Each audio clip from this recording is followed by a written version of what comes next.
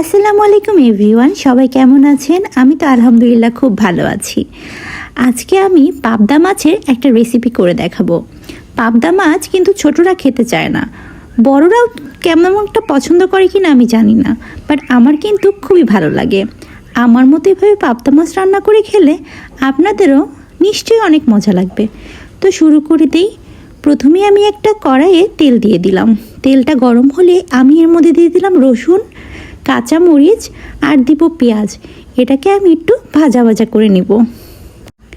আমরা আমাদের প্রিয় মানুষটিকে খাওয়ানোর জন্য কতই না চেষ্টা করি, কত মজার মজার রান্না করি, তারপরে তাকে খাওয়াই, সে খুশি হয় এবং আমরা সেটাতে অনেক তৃপ্তি পাই।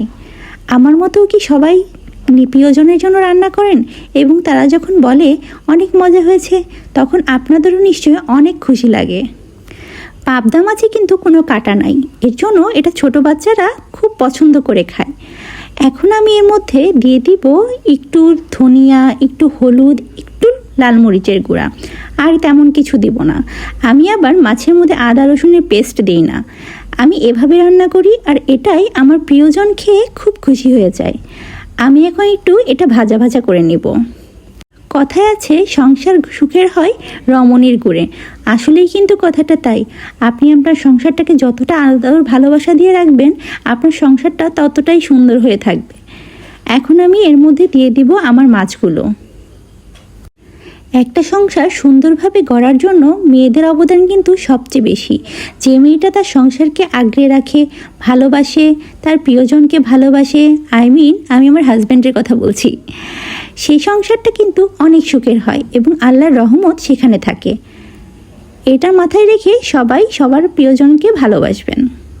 এখন আমি এই মাছটা একটু উল্টে পাল্টে দিব, বেশি নাড়া যাবে না, কারণ পাবদা মাছটা কিন্তু নরম একটা মাছ। আমি কিন্তু বেশি মশলা দিয়ে রান্না করি না, খুব কম মশলা দিয়ে রান্না করি এবং এভাবেই আমার ভালো লাগে। আর মাছ অনেকে ভেজে ভেজে রান্না করে, কিন্তু আমি সব সময় কাঁচা মাছ রান্না করি। কাঁচা মাছটাই আমি একটু হালকা করে তেলের মধ্যে টেলে নিই, এটাতেই আমার ভালো লাগে। এখন আমি বেশি পানি দিব না, হালকা একটু পানি দিব এবং রান্না করব 10 মিনিট। মাছ কিন্তু ঢেকে রান্না করার কোনো দরকার নাই, মাছ খোলা রান্না করতে হয়। আমি একটু নেড়ে দিলাম এবং আমি এর মধ্যে দিয়ে দিব স্বাদ মতো লবণ। আমার আবার চাখতে হয় না, আমি না কিভাবে জানি বুঝতে পারি যে কতটুকু লাগবে। এর মধ্যে আমার গাছের ফ্রেশ ধনিয়া পাতা দিয়ে দিলাম। এখন আর রান্না করব 5 মিনিট, এর মধ্যেই আমার মাছ রান্না হয়ে যাবে। সবাই আমার মতো এভাবে সিম্পল করে রান্না করে খাবেন এবং আমাকে জানাবেন কেমন হয়েছে। রেসিপিটা নিশ্চয়ই আপনাদের ভালো লেগেছে। সবাই ভালো থাকবেন এবং আমার জন্য দোয়া করবেন। পরিশেষে আসসালামু আলাইকুম।